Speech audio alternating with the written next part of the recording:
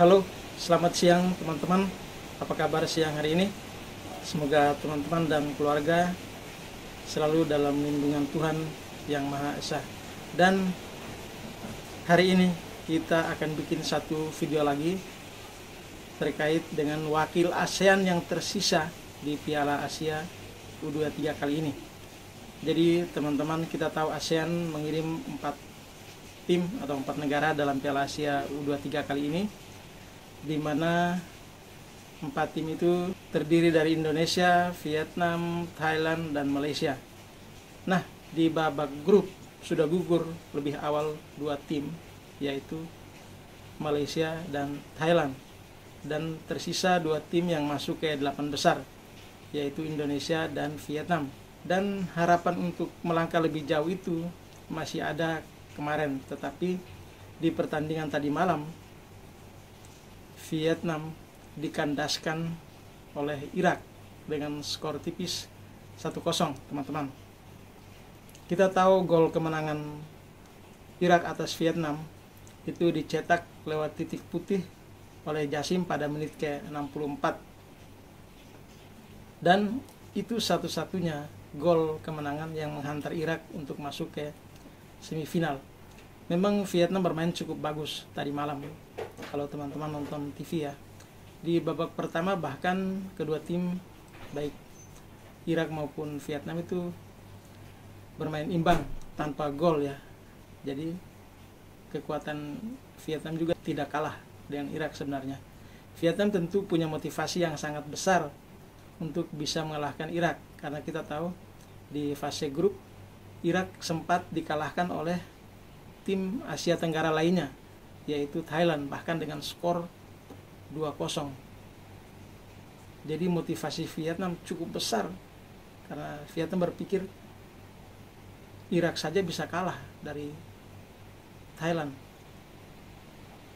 maka sebenarnya Vietnam juga harusnya bisa.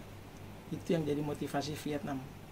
Dan motivasi lainnya adalah ketika timnas U23 Indonesia lebih dahulu memastikan diri tampil di semifinal setelah pertandingan terakhir di babak 8 besar menghancurkan perjuangan Korea Selatan dengan skor 11-10 lewat adu penalti. Jadi motivasi Vietnam sebenarnya besar. Apalagi kita tahu teman-teman, di Asia Tenggara itu persaingan antar negara ASEAN itu sangat besar. Bahkan Vietnam selalu meremehkan Indonesia, dan dia hanya menganggap Thailand sebagai satu-satunya tim yang bisa mengimbangi Vietnam di kawasan. Nah, sehingga dengan kemenangan Indonesia atas Korea Selatan dan maju ke babak semifinal, Vietnam juga menganggap bahwa kami pun, Vietnam, pasti bisa mengalahkan Irak, sehingga kami pun bisa maju ke babak semifinal. Dan teman-teman, nasib berkata lain.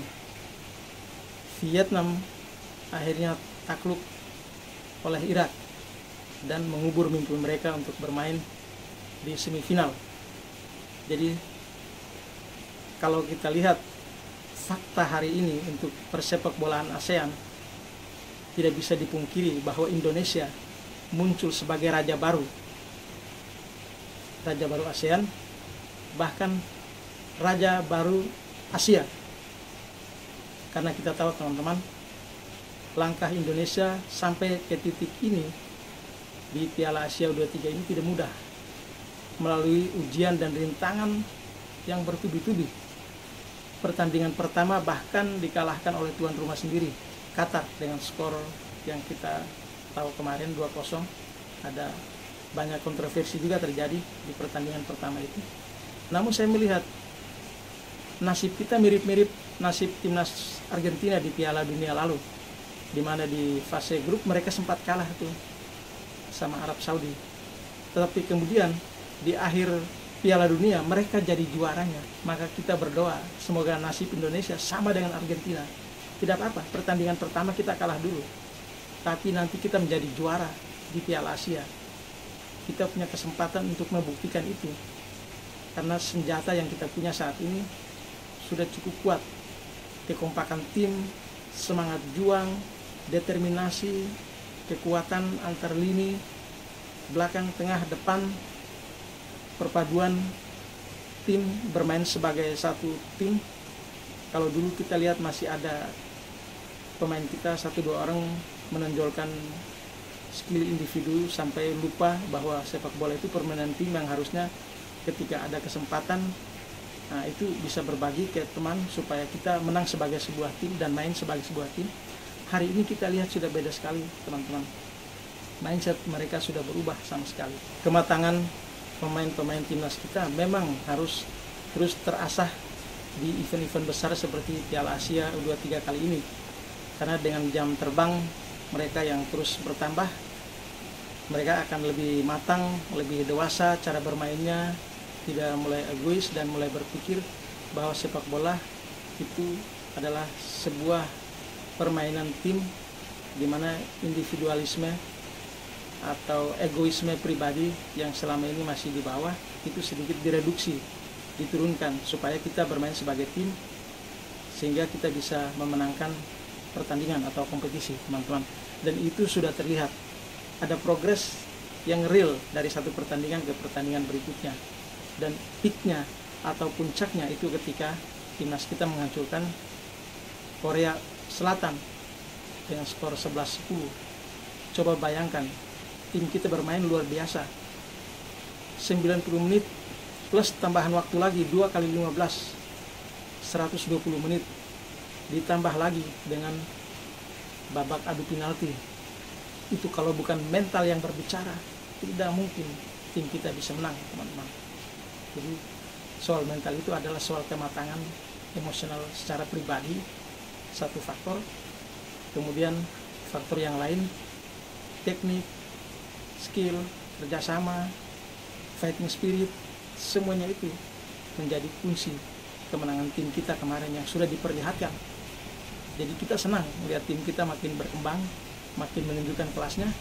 Kita hari ini bukan lagi sekedar Raja ASEAN, tapi kita sudah Raja Asia. 4 besar loh. Sorry, bukan ini 3 ya. 4 besar kita.